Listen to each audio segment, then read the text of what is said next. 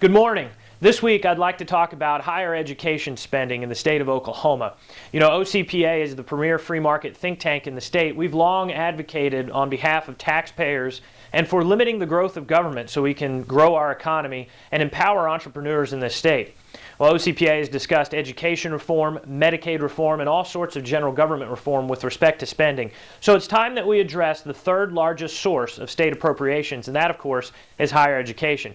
This past week, Fiscal Policy Director at OCPA, Jonathan Small, presented to an interim study of lawmakers at the state capitol on this issue, and we sat down and talked with Jonathan a little bit about inefficiencies and the return on investment for taxpayer dollars. Like you said, this week we had the opportunity to present the changes in higher education costs in Oklahoma.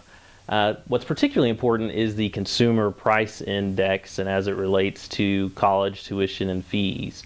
$1 in 1978 represents about $3.38 today. $1 in housing in 1978 represents about $4 today.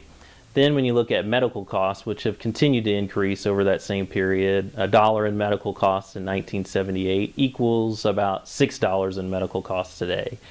Then we get to tuition and fees, and $1 in tuition and fees in 1978 actually equals about $10 in tuition and fees today.